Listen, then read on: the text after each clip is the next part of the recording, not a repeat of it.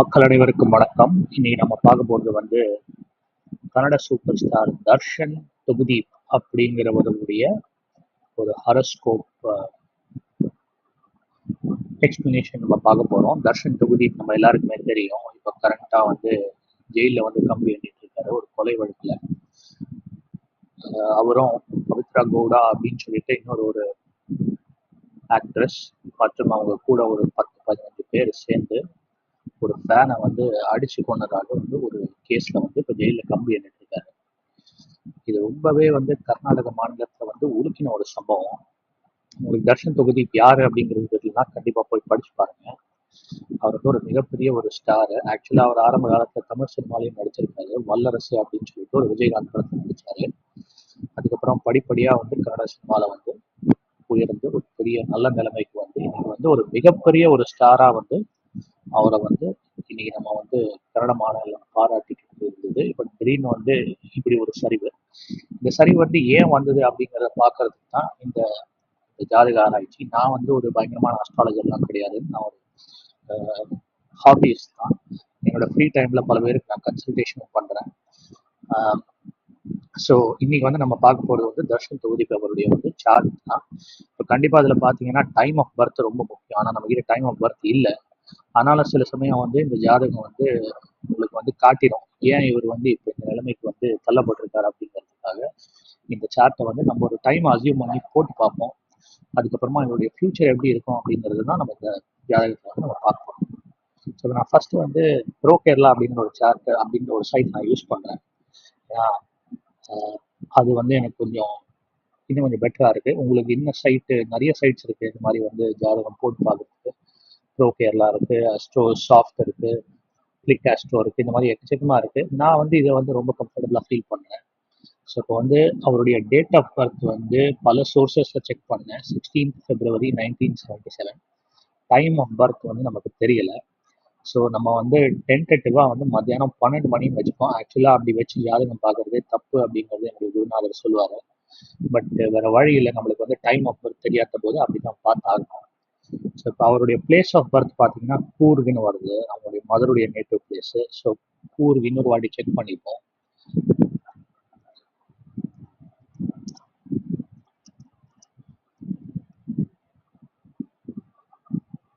பொன்னம்பெட் Kodagu district. பொன்னம்பெட் Kodagu டிஸ்ட்ரிக்ட்னா Coorg தான். So அப்போ வந்து இங்கே வந்து நம்ம வந்து பொன்னம்பெட்னு அடிப்போம், வருதான்னு பார்ப்போம். பொன்னம்பெட் வருதுங்க, பொன்னம்பெட் கர்நாடகா. சரி, இப்போ வந்து நம்ம ஜெனரேட் பர்த் சார்ட் அப்படின்னு கொடுக்கணும். இப்போ உங்களுக்கு வந்து ஜாதகத்தை பொறுத்த வரைக்கும் 2 விதமான சார்ட் வரும். ஒன்று வந்து சவுத் இந்தியன் சார்ட் வரும், இன்னொன்று நார்த் இந்தியன் சார்ட் வரும், இன்னொன்று ஈஸ்ட் இந்தியன் சார்ட் வரும். பெரும்பாலும் நம்ம சவுத்தில் இருக்கிறவங்க வந்து சவுத் இந்தியன் சார்ட் தான் நம்ம பார்ப்போம். ஸோ இப்போ இதுதான் இவருடைய ஜாதகம். இப்போ இந்த லக்னம் கரெக்டான்னு கேட்டிங்கன்னா நமக்கு தெரியாது. இதில் காட்டுறது வந்து ரிஷப லக்னம்னு காட்டுது. ஸோ நான் இங்கே ஏஎஸ்சி அப்படின்றது பாருங்க, அதாவது வந்து அதுதான் அசெண்டன்ட். ஸோ இந்த ஜாதகத்தை பொறுத்த வரைக்கும் ரிஷப லக்னம்னு காட்டுது. அந்த லக்னத்தை வந்து நிர்ணயிக்கிறது வந்து உங்களுடைய பிறந்த டைம் தான். ஜாதகத்துல வந்து பிளானட்ஸுடைய பொசிஷனிங் எல்லாமே வந்து கிட்டத்தட்ட சேமாக தான் இருக்கும். நீங்கள் வந்து 10 மணிக்கு பிறந்தாலும் சரி, 12 மணிக்கு பிறந்தாலும் சரி. ஆனால் அவங்களுடைய ஃபியூச்சரை நிர்ணயிக்கிறது வந்து கண்டிப்பாக வந்து டைம் ஆஃப் பர்த் வந்து place a very important role. So இப்போ இதில் வந்து பார்த்தீங்கன்னா 12 மணிக்கு பிறந்தவருடைய வாழ்க்கை வேறு மாதிரி இருக்கும், சாயங்காலம் 4 மணிக்கு பிறந்தவருடைய வாழ்க்கை வேறு மாதிரி இருக்கும். அது எல்லாத்துக்குமே காரணம் வந்து அசெண்டன்ட் தான். சரிங்களா? மூன் சைனும் ஒரு அளவுக்கு ரோல் பிளே பண்ணும். ஏன்னா அவங்களுடைய தசைகளை வந்து அது தீர்மானிக்குது. ஸோ இப்போ இதுதான் வந்து தர்ஷனுடைய ஜாதகம். சனி பார்த்தீங்கன்னா 3ஆம் இடத்துல உட்காந்துருக்காரு, அது அசெண்டன்ட்லேருந்து 3வது இடத்துல உட்காந்துருக்காரு. 3 மெர்க்குரி மார்ஸ் இவங்க 3 பேருமே சேர்ந்துருக்காங்க. ராகு வந்து 6ஆம் இடத்துல இருக்காரு, இது வந்து நல்ல விஷயம். அதுக்கப்புறமா சன் வந்து 10ஆம் இடத்துல இருக்காங்க, அதுவும் ரொம்ப நல்ல விஷயம். சுக்கிரன் வந்து 11ஆம் இடத்துல இருக்காங்க, அது வந்து உச்சமாயிட்டாரு. அதுக்கப்புறமா ஜூபிட்டர் கேது சேர்ந்துருக்காங்க, இது வந்து 12ஆம் இடத்துல இருக்கு. இப்போ இவர் பார்த்தீங்கன்னா வந்து ஏன் வந்து இந்த டயத்துல வந்து இவருக்கு இப்படிப்பட்ட ஒரு சோதனை, அதாவது அவரே தேடிக்கிட்டது தான், அவரே தப்பு பண்ணி இந்த தப்புல இந்த சோதனையை அனுபவிச்சுட்டு இருக்காரு. இப்போ இவர் வந்து ஜெயிலேருந்து வெளியில வருவாரா? Point number 1. ஜெயிலேருந்து வெளியில வந்தாருன்னா இவருக்கு வந்து இவர் இழந்த ஸ்டார்டம். இப்போ அவர் வந்து ஜெயிலில் கம்பி எண்ணிட்டு இருக்காரு. இவரை நம்பி வந்து பல ப்ரொடியூசர்ஸ் வந்து கிட்டத்தட்ட 100 கோடிக்கு மேலே வந்து இன்வெஸ்ட் பண்ணியிருக்காங்க. அந்த பணம் எல்லாமே லாக் ஆயிடுச்சு. இப்போ இவர் வெளியில வந்தாருன்னா இவர் வந்து மறுபடியும் அந்த ஸ்டார்டமை பிடிப்பாரா அப்படிங்கிறது தான் கணக்கு. இப்போ இவர் ஜெயிலே தான் இருப்பாரா அப்படிங்கிறது வந்து ஒரு கொஸ்டின். ஜெயிலேருந்து வெளியில வந்துட்டாருன்னா இவர் வந்து மறுபடியும் ஸ்டார்டமா பிடிப்பாரா அப்படிங்கிறது வந்து ரெண்டாவது கொஸ்டின். சரிங்களா? ஸோ இப்போ இது ரெண்டும் தான் நம்ம வந்து பார்க்க போறோம் இப்போ இந்த இந்த இந்த சார்ட்ல. இப்போ வந்து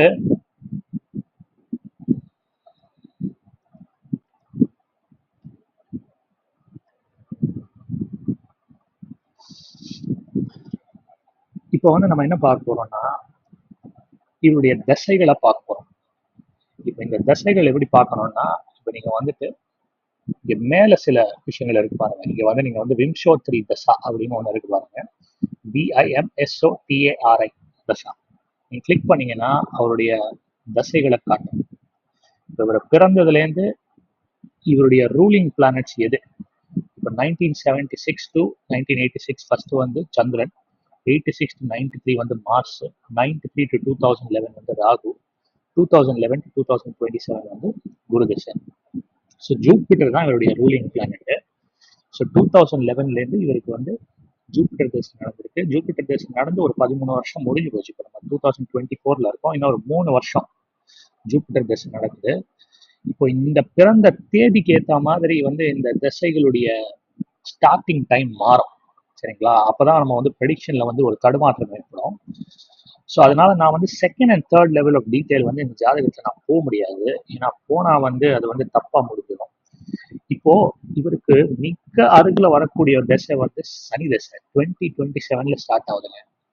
இப்போ இந்த சனி தசையும் இதுக்கு அப்புறமா வரக்கூடிய புதன் திசையும் தான் இவர் வந்து ஸ்டார்டமா வந்து தக்க வைப்பாரா அப்படிங்கிறது வந்து நம்மளுக்கு வந்து நிர்ணயம் பண்ணும்.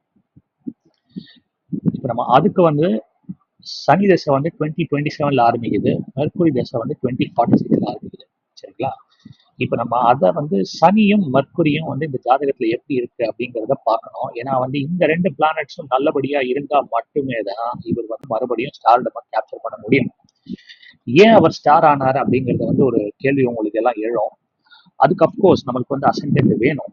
பட் இந்த ஜாதகத்துல பாத்தீங்கன்னா இந்த சனி தசை வந்து 2027ல ஸ்டார்ட் ஆகுது. இதுக்கு முன்னாடி இப்போ நடந்துட்டு இருக்கிறது வந்து குரு தசை. இந்த குரு தசை பாத்தீங்கன்னா குரு வந்து தன்னுடைய நட்பு வீட்டுல இருக்காங்க. குரு வந்து தன்னுடைய நட்பு வீட்டுல மேஷத்துல இருக்காரு. மேஷம் வந்து யாருடைய வீடுன்னு கேட்டீங்கன்னா செவ்வாய் பகவானுடைய வீடு. இந்த செவ்வாய் பகவான் வந்து உச்சமா இருக்காரு. இந்த செவ்வாய் பகவான் உச்சமா இருக்கிற காரணத்தினால வீடு கொடுத்தவன் பலு அப்படிங்கிற ஒரு கான்செப்ட்ல வந்து இந்த ஜூபிட்டர் வந்து ரொம்ப நல்லா பண்ணியிருப்பாரு. அவரை வந்து ஒரு ஸ்டார் ஆக்கி விட்டுருப்பாரு. ஆனாலும் இவருக்கு மிகப்பெரிய சங்கடங்கள் இந்த குரு தசையிலேயே வந்திருக்கு. அநேகமா வந்து இவர் வந்து இப்ப வந்து குரு தசை செவ்வாய் புக்தி நடந்துட்டு இருக்கும். அதாவது எப்பவுமே வந்து ஒரு தசைக்குள்ள இன்னொரு சப் பிளானட் ஒன்று வரும். அதாவது வந்து ஒரு மெயின் தசை, அதுக்கப்புறமா ஒரு அந்தர் தசை. குரு தசை செவ்வாய் புக்தின்னு சொல்லுவோம். அந்த புக்திங்கிறது வந்து சப் பிளானட் அப்படிங்கிறது தான் கணக்கு. அநேகமா இவர் வந்து குரு தசை செவ்வாய் புக்தி வந்து ரன் பண்ணிட்டு இருக்கணும். ஏன்னா வந்து செவ்வாயுடைய பொசிஷன் வந்து இங்க ஒரு உச்சமா இருந்தாலும் அவர் வந்து ரொம்ப நல்ல நிலைமையெல்லாம் இல்லை. ஸோ அநேகமா இவர் குரு தசையிலேயே ஜெயிலுக்கு போயிருந்தாருன்னா வந்து அந்த குரு தசை செவ்வாய் புக்தியில வந்து இவருக்கு வந்து இந்த மாதிரி பிரச்சனைகள் வந்திருக்கும். ஏன்னா வந்து அந்த செவ்வாய் வந்து ரொம்ப நல்ல நிலைமையில இல்லை. மர்க்குரியும் நல்ல நிலைமையில இருக்காரான்னு கேட்டீங்கன்னா இல்லை. சந்திரனும் நல்ல நிலைமையில இருக்காருன்னா கேட்டீங்கன்னா இல்லை. சனி நல்ல நிலைமையில இருக்காரான்னு கேட்டீங்கன்னா இல்லை. இப்போ நான் முதல்லயே போன திருப்பி கொஸ்டின் இது வரேன். இவருடைய அடுத்த சனி தசை எப்படி இருக்கும், அடுத்த புதன் தசை எப்படி இருக்கும்? ஃபர்ஸ்ட் வந்து நம்ம சனி எடுத்துப்போம். இவர் ஜெயில இருந்து வெளியில வருவாரா அப்படிங்கிறது வந்து வேற ஒரு கணக்கு. அதுக்கு வந்து நமக்கு டைம் ஆஃப் பர்த் பக்காவா வேணும். பட் அதுக்கு நம்ம லேட்டரா வருவோம். இந்த சனி தசை பாத்தீங்கன்னா சனியுடைய பொசிஷன் தான் ஃபர்ஸ்ட் நீங்க பார்க்கணும். சனி வந்து ஒரு பகை வீட்டுல இருக்காரு. அதாவது வந்து சந்திரனுடைய வீட்டுல இருக்காரு. சனிக்கு வந்து சந்திரன் கட்ட ஆவார். ஸோ அது ஒரு ஃபர்ஸ்ட் நெகட்டிவ். ரெண்டாவது வந்து இங்க பாத்தீங்கன்னா 3 மர்க்குரி மார்ஸ், இந்த மூணுமே வந்து 7ஆம் பார்வையா வந்து இந்த சனியை பார்க்குது. இது 7ஆம் பார்வையா அந்த சனியை பார்க்கிற கிரகங்கள் எல்லாமே சனிக்கு பிடிக்காத கிரகங்களா இருந்ததுன்னா அந்த சனி தசை வந்து கம்ப்ளீட்டா நாஸ்தி ஆயிடும். இப்போ அதே இது வந்து பாத்தீங்கன்னா குருக்கு கிடையாது. குருக்கு பாத்தீங்கன்னா வந்து செவ்வாயும் இந்த குருவை பாக்குறாரு, ஆனா சனியும் அந்த குருவை பாக்குறாரு. ஆக்சுவலா 10ஆம் பார்வையா பாக்குறாரு. மார்ஸ் செவ்வாய் வந்து 4ஆம் பார்வையா பாக்குறாரு. ஆனாலும் கூட இந்த குரு வந்து ஓரளவுக்கு ஸ்ட்ராங்கா இருக்காரு. ராகு திசையிலயும் அவர் வந்து ஸ்டார் ஆயிருப்பாரு. ஏன்னா வந்து அந்த ராகுவை வந்து ஒரு நல்ல குரு வந்து பார்க்கிறாரு. ஸோ அதனால வந்து ராகு தசையும் குரு தசையும் அவரை வந்து ஓரளவுக்கு ஸ்டார் ஆக்கி விட்டுருச்சுன்னு தான் நான் சொல்லுவேன். இப்ப அடுத்தது வரக்கூடியது வந்து சனி தசை. இந்த சனியை பார்த்தீங்கன்னா சந்திரன், செவ்வாய், மர்க்குரி இந்த 3 கிரகங்களுமே பார்க்குறாங்க. இப்ப இந்த 3 கிரகங்களுடைய பொசிஷனும் ரொம்ப ரொம்ப இம்பார்ட்டன்ட். ஏன்னா வந்து அவங்க வந்து அன்கம்ஃபர்டபுளா இருந்தாங்கன்னா கண்டிப்பா அந்த சனி தசையை நாஸ்தி பண்ணி விட்டுருவாங்க. ஃபர்ஸ்ட் வந்து மார்ஸ் வந்து மிகப்பெரிய எனிமி வந்து சனி. சனிக்கு மார்ஸை கண்டு ஆகாது, மார்ஸுக்கு சனியை கண்டு ஆகாது. அதாவது செவ்வாய் பகவானுக்கு சனியை கண்டு ஆகாது, சனி பகவானுக்கு செவ்வாயை கண்டு ஆகாது. ரெண்டுமே ஒருத்தருக்கு ஒருத்தர் பார்த்துக்கிறாங்க. எம்ஏன்னு போட்டுக்கிறது மார்ஸ், எஸ்ஏன்னு போட்டுக்கிறது சனி. ஒரு நெகட்டிவ் ஆச்சு. சனி வந்து பகை வீட்டில் உட்காந்துருக்காரு, ரெண்டாவது நெகட்டிவ். இப்போ மார்ஸுக்கு இன்னொரு எனிமி யாருன்னு கேட்டீங்கன்னா புதன். மார்ஸுக்கு வந்து இன்னொரு எனிமி யாருன்னு கேட்டீங்கன்னா புதன், அதான் மர்க்குரி. அவரும் வந்து இங்க பக்கத்துல உட்காந்துருக்காரு. இப்ப இந்த மர்க்குரிக்கு வந்து ரொம்ப ரொம்ப ரொம்ப ரொம்ப பிடிக்காத கிரகம் எது அப்படின்னு கேட்டீங்கன்னா சந்திரன். ஸோ இந்த சந்திரன் வந்து அதுல இன்னொரு ஒரு பாயிண்ட் வந்து, ஸோ இந்த மார்ஸுக்கு வந்து மர்க்குரியை கண்ட ஆகாது, மார்ஸுக்கு சனியை கண்ட ஆகாது. ஸோ மார்ஸ் வந்து சனியை பார்க்குறாரு, சனி மார்ஸ் பார்க்குறாரு. ஸோ மார்ஸ் வந்து அங்கே கர்ண கொடூரமா இருக்காரு. செவ்வாய் பகவான் வந்து பயங்கரமான கடுப்புல இருக்காரு. எப்பெல்லாம் இவருக்கு செவ்வாய் புத்தி வருதோ அப்பெல்லாம் இவருக்கு பிரச்சனை வரும். அடுத்தது வந்து மர்க்குரி. மர்க்குரியுமே பார்த்தீங்கன்னா மார்ஸை கண்டாலும் ஆகாது, மூணை கண்டாலும் ஆகாது. 2 பேருக்கு நடுவுல மாட்டின்னு முழிக்கிறாரு. இப்பதான் இங்க வந்து டிகிரி கணக்கு நம்ம பார்க்க வேண்டியிருக்கும். இன்னொரு மிக மிக இம்பார்ட்டன்டான கான்செப்ட் ஆஸ்ட்ராலஜில இந்த 3 மர்க்குரி மார்ஸ் இந்த 3 கிரகங்களும் இங்க ஒட்டிக்கிட்டு இருக்கு. இது 3 என்ன டிகிரி கணக்குல ஒருத்தருக்கு ஒருத்தர் இணைஞ்சிருக்காங்க அப்படிங்கிறதான் பார்க்கலாம். நம்ம கீழே வருவோம். இப்போ மூன் பார்த்தீங்கன்னா இந்த இது 10 டிகிரியில இருப்பாரு.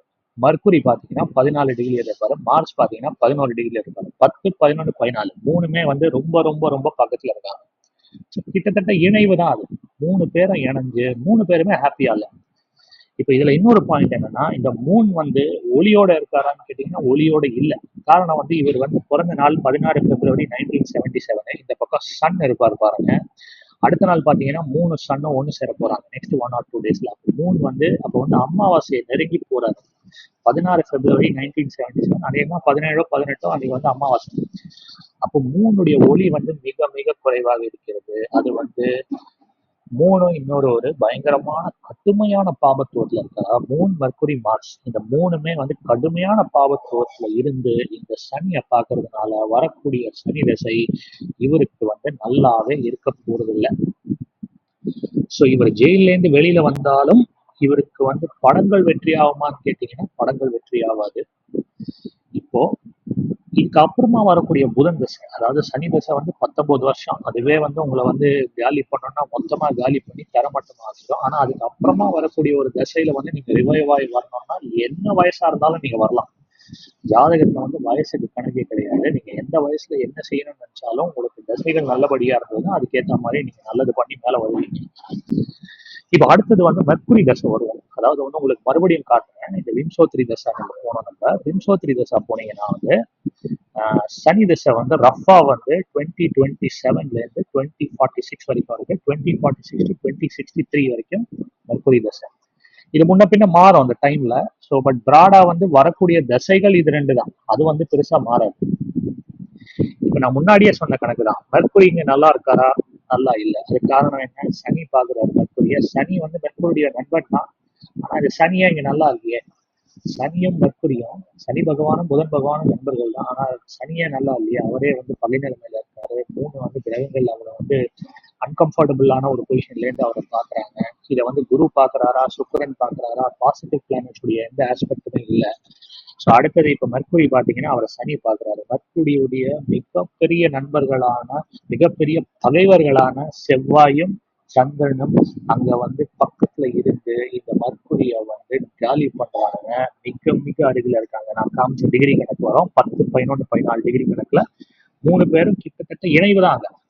அப்ப நீங்க பாத்தீங்கன்னா சனி தசையும் அவுட் இவருக்கு, புதன் தசையும் அவுட். ஸோ 19 + 17 36 வருஷம். புதன் தசை வந்து 17 வருஷம், சனி தசை 19 வருஷம், ரெண்டும் சேர்த்து 36 வருஷம் இவரை வந்து காலி பண்றதுக்காகவே காத்துட்டு இருக்கு. அந்த காலி பண்றதுக்கு உண்டான தப்ப கண்டிப்பா இவர் செய்யணும். ஏன் அப்படின்னா இப்ப இவருக்கு வந்து மிக மிக நல்ல டைம் ஓடிட்டு இருக்கு. இன்னும் இவர் குருதசையில தான் இருக்காரு. குருதசை அநேகமா குருதசை மார்ஸ் புக்தி அதையும் நம்ம பார்த்துருவோமே. நீங்க பாத்தீங்கன்னா லைட்டா வந்து பர்த் டைமுக்கு ஏற்ற மாதிரி மாறும் இது.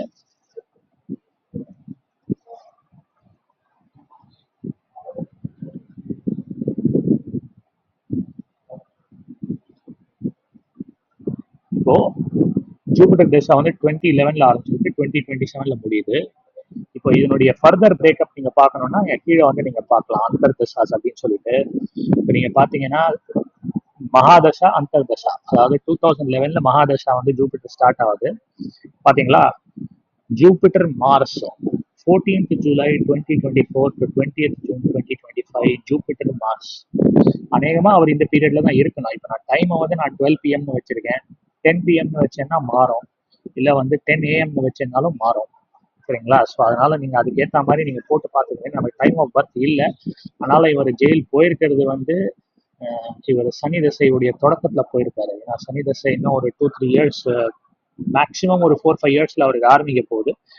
அதுக்கேற்ற மாதிரி தான் வந்து இந்த இயற்கை அவர் வந்து பனிஷ் பண்ணுறது. ஸோ கண்டிப்பா வரக்கூடிய சனி தசையும் சரி, வரக்கூடிய புதன் தசையும் சரி, அதுக்கப்புறமா வரக்கூடிய புதன் தசையும் சரி, அடுத்த 36 வருடங்கள் இவருக்கு வந்து பிரச்சனை மேல பிரச்சனை தான் அப்படின்னு சொல்றதை விட டைம் நல்லா இல்லை, அவ்வளவுதான். இவரால் திருப்பி வந்து ஸ்டார் ஆக முடியுமான்னு கேட்டீங்கன்னா வந்து சேலஞ்சிங் ஸ்டார், டீப் பாஸ் அப்படி இப்படின்லாம் சொல்றாங்களே, அந்த மாதிரி எல்லாம் ஆக முடியுமான்னு கேட்டீங்கன்னா கண்டிப்பா ஆக முடியாது. இவர் தன்னுடைய ஸ்டாரிடமா இழக்க போறாரு. இப்போ அடுத்தது வந்து இவர் இப்போ ஜெயில கம்பி எண்ணிட்டு இருக்காரு. இப்போ என்னை பொறுத்த வரைக்கும் இங்கதான் வந்து ஜோதிடத்துல வந்து டைம் ஆஃப் பர்த் ரொம்ப ரொம்ப முக்கியம். இப்போ நம்ம வந்து 12 PMன்னு போட்டிருக்கோம். 12 PMன்னு போட்டா மத்தியானம் 12 மணி. இப்போ இந்த மத்தியானம் 12 மணிக்கு பிறந்தாருன்னா இவர் வந்து ரிஷப லக்னமா வராரு. ஏஎஸ்சி அப்படின்னா ரிஷப லக்னம். அப்ப இந்த ரிஷப லக்னத்துக்கு வந்து சனி வந்து ராஜ யோகாதிபதி. ஆனாலும் இங்க வந்து ஃபுல்லா கெட்டு போயிட்டார். நம்ம முன்னாடி சொன்ன ரீசன் தான், ஃபுல்லா கெட்டு போனதுனால இவர் வந்து பெரிய நன்மைகளை வந்து அவர் செய்ய போறதில்லை. ஸோ கண்டிப்பா வந்து இந்த 12 மணிக்கு அவர் பிறந்திருந்தாருன்னா ஜெயில இருந்து வெளியில வரதுக்கு ஒரு சின்ன சான்ஸ் இருக்கு. ஆனாலும் இப்பெல்லாம் வர முடியாது இவரால் வந்து. ஏன்னா வந்து அடுத்தது வந்து ராகு புக்தி வருது. இந்த ராகு புக்தியில அவருக்கு பெயில் கிடைக்கிறதுக்கான வாய்ப்புகள் இருக்கு. ஏன்னா வந்து ராகு புக்தி வந்து இந்த குரு பகவான் வந்து இந்த ராகு புக்தியை பார்க்கிறாரு, இந்த ராகுவை பார்க்கிறாரு. அதனால பெயில் கிடைக்கிறதுக்கு ஒரு வாய்ப்பு இருக்கு. ஏன்னா இந்த ராகு வந்து ரொம்ப நல்ல பொசிஷன்ல தான் இருக்காருன்னு நான் சொல்லுவேன். ரொம்ப மோசமான பொசிஷன்லாம் இல்லை அவர். ஏன்னா ராகு வந்து குரு வந்து இந்த ராகுவை பார்க்கிறாரு, பாயிண்ட் நம்பர் 1. ரெண்டாவது வந்து இந்த ராகு வந்து சுக்கிரனுடைய வீட்டுல இருக்காரு. ஸோ ரெண்டுமே வந்து நல்ல விஷயங்கள். ஸோ அதனால ராகு புக்தி, இப்போ இவருக்கு வந்து செவ்வாய் புக்தி நடக்குது, அடுத்து ராகு புக்தி நடக்கும்போது இவருக்கு வந்து வெயில் கிடைக்கிறதுக்கான வாய்ப்புகள் இருக்கு. Which should be after 2025. I don't think இப்போ வந்து இந்த நெக்ஸ்ட் கப்பல் ஆஃப் மந்த்ஸ்ல அவருக்கு வெயில் கிடைக்கும்னு எனக்கு தோணல. ஆனாலும் இவர் கண்டிப்பா ஜெயில கம்பி பண்ணுவாரா, இவர் தீர்ப்பு வந்து கம்ப்ளீட்டா இவருக்கு சாதகமா வருமா இல்ல பாதகமா வருமா, இவருக்கு லைஃப் இம்ப்ரெஷன் கிடைக்குமா? ஏன்னா பண்ணிருக்கிறது வந்து ஒரு கோல்ட் பிளட்டட் மர்டர் அப்படின்னு சொல்றாங்க, அலிகேஷன்ஸ் தான். பட் எப்படி போகும் அப்படிங்கிறது வந்து டைம் ஆஃப் பர்த் தான் சொல்ல முடியும். ஆனாலும் ராகு புக்தியில இவருக்கு வெயில் கிடைக்கிறதுக்கான வாய்ப்புகள் ஓரளவுக்கு நல்லா இருக்குன்னு நான் சொல்லுவேன். ஆனாலும் சொல்ல முடியாது, ஜோதிடத்திலையும் வந்து ஒரு ப்ரிசைஸ் ப்ரெடிக்ஷன் பண்றதுங்கிறது கஷ்டம். ஆனாலும் இவருடைய ஃபியூச்சர் எப்படி இருக்கும் அப்படிங்கிறது வந்து ஃபர்ஸ்ட் லெவல் ஆஃப் டீட்டெயில கண்டிப்பா வந்து ஜாதகம் வந்து பிரதிபலிக்கும். அதனுடைய second and third level of டீட்டெயிலையும் இந்த ஜாதகம் பிரதிபலிக்குது. அதை அறிந்து புரிந்து கொள்ளக்கூடிய ஜோதிடர்கள் தான் வந்து கடமையாக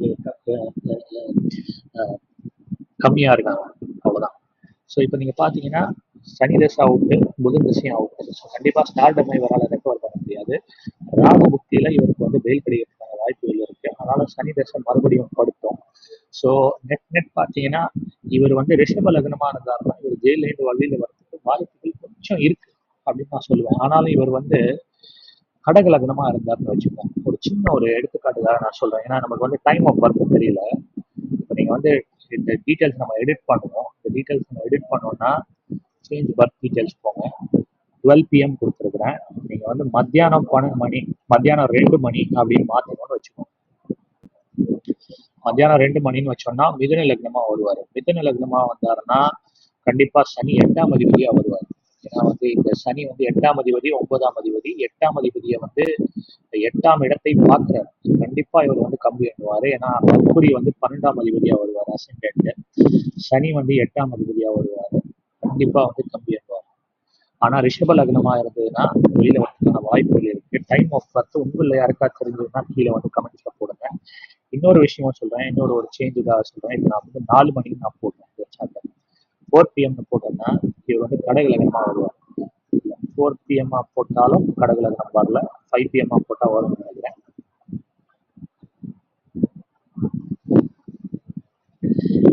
5 PM போட்டீங்கன்னா 5 PM போட்டீங்கன்னா வந்து கடக லக்னமா வராது. கடக லக்னம் வந்து அகைன் கடக லக்னம் வந்து மிகப்பெரிய எதிரி சனி. சனி தசை வரும்போது இன்னும் வந்து ஜெயிலில் உங்களை உட்கார வச்சிருவாரு கண்டிப்பா. இங்கேயும் வந்து சனி 8ஆம் அதிபதியா வருவார். சனி 8ஆம் அதிபதியா வருவாரு. இதுக்கப்புறமா வர மர்க்குரி வந்து 12ஆம் அதிபதியா வருவார். இன்னும் பிரச்சனை. கண்டிப்பா பல வருடங்கள் கம்மி ஆகுவாரு. ஸோ அநேகமா இவர் மிதுன லக்னம் கடக லக்னமா இருந்தாருன்னா இவர் வந்து வெளியில வர்றது கஷ்டம். ரிஷப லக்னமா இருந்தா ஓரளவுக்கு வெளியில வர்றது ஈஸி. வெளியில வர்றதுக்கான ஈஸி கிடையாது, மன்னிக்கணும். வெளியே வரதுக்கான சாத்தியக்கூறுகள் கொஞ்சம் கொஞ்சம் இருக்கு அப்படின்னு நான் சொல்லுவேன். ஆனாலும் ஸ்டார்டம் இவரால் ரெக்கவர் பண்ண முடியாது. ஸோ இது வந்து எப்படின்னா வந்து ஒரு பெரிய ஸ்டாரை வந்து எப்படி காலி பண்ணும் அப்படிங்கிறதுக்கு உண்டான ஒரு உதாரண ஜாதகம் தான் இது. அப்போ இந்த இயற்கை வந்து உங்களை வந்து தப்பு வேணா செய்ய வைக்கும். உங்களை வந்து தப்பு செய்ய வச்சு உங்களை காலி பண்ணோம்னா இந்த இயற்கை வந்து நிர்ணயிக்குது. சாமியோ கடவுளோ கோயிலுக்கு போய் நான் இந்த பரிகாரம் பண்ணா சரியாயிடும். இப்போ நான் பார்க்குறேன் டிவிலாம் அவங்க ஒய்ஃப் போய் ஏகப்பட்ட பூஜையெல்லாம் பண்றாங்க. இவர் காப்பாற்றப்பட்டால் அந்த பூஜை காரணம் அல்ல, இந்த இயற்கைக்கு இதற்கு முன்னால் அவர் செய்த நன்மைகள் மட்டுமே காரணம். அப்படியே இவர் காப்பாற்றப்படலைனாலும் அந்த இயற்கை தான் காரணம். இதற்கு முன்னாடி இவருக்கு இயற்கைக்கு விளைவித்த தீங்குகள் மட்டுமே காரணம். அதனால ஒரு விஷயம் நினைச்சுக்கோங்க, நீங்க வந்து யூ பிலாங் டு நேச்சர். நேச்சருக்கு நீங்க தப்பு செய்யணும்னு நினைச்சீங்கன்னா அந்த நேச்சர் உங்களை மறுபடியும் சும்மா விடாது. ஏன்னா நீங்க வந்து மண்ணுல இருந்தா வந்தீங்க, திருப்பி மண்ணுக்கு தான் போக போறீங்க. ஸோ நீங்க வந்து யாருக்கு தீங்கு விளைவிச்சாலும் அது இந்த இயற்கைக்கு தீங்கு விளைவிக்கிற மாதிரிதான். புரிஞ்சுக்கோங்க. மறுபடியும் சொல்றேன், ஜோதிடம் வந்து ஒரு ஃபர்ஸ்ட் லெவல் ஆஃப் டீட்டெயில் அப்படிங்கிறது தான் உங்களுக்கு காட்டுது. Second and third level of டீட்டெயிலுக்கு நம்மளுக்கு வந்து டைம் ஆஃப் பர்த் வேணும். இருந்தாலும் இந்த சார்ட் வந்து ஈஸி. இதுக்கு வரக்கூடிய திசைகள் நல்லது செய்ய போறது கிடையாது. பொறுத்திருந்து பார்ப்போம், காலம் பதில் சொல்லட்டும். என்னுடைய காணொலியை பார்த்துட்டு இருந்தீங்கன்னா ரொம்ப தேங்க்ஸ். கடைசி வரைக்கும் பார்த்தீங்கன்னா ரொம்ப தேங்க்ஸ்ங்க. ஷேர் பண்ணுங்க, சப்ஸ்கிரைப் பண்ணுங்க. உங்களுக்கு வந்து ஜோதிடத்துல கன்சல்டேஷன் வேணும்னா இல்லை அணுகுங்க, கீழே பிக் பண்ணுங்க. நான் வந்து உங்களுக்கு என்னுடைய டீட்டெயில்ஸ் கொடுக்குறேன். கண்டிப்பா நம்ம பேசலாம். நான் வந்து ஒரு ஹாபியஸ்ட் தான். நான் வந்து ஒரு பரம்பரை ஜோதிடம் கிடையாது. எனக்கு வந்து லட்சக்கணக்கான ஜாதகங்களை பார்த்த எக்ஸ்பீரியன்ஸும் கிடையாது. நான் ஜோதிடம் படிச்சுட்டு இருக்கேன், ஒரு 10 வருஷமா படிக்கிறேன். ஸோ உங்களுடைய சார்ட்டை வந்து ஆராய்ச்சி பண்ணணும்னா நான் கண்டிப்பாக பண்ணி கொடுக்குறேன். இதுக்கு நான் எந்த சார்ஜும் நான் வந்து சார்ஜ் பண்ணுறது இல்லை. So out of my own interest and passion I'm doing it. So நன்றி மக்களே. நம்ம டாக்கீஸ் நேயர்கள் அனைவருக்கும் நன்றி. மீண்டும் இன்னொரு காணொலியில் சந்திப்போம். அதுவரை காத்திருங்கள். Have a good weekend. Have a good Sunday. Thank you.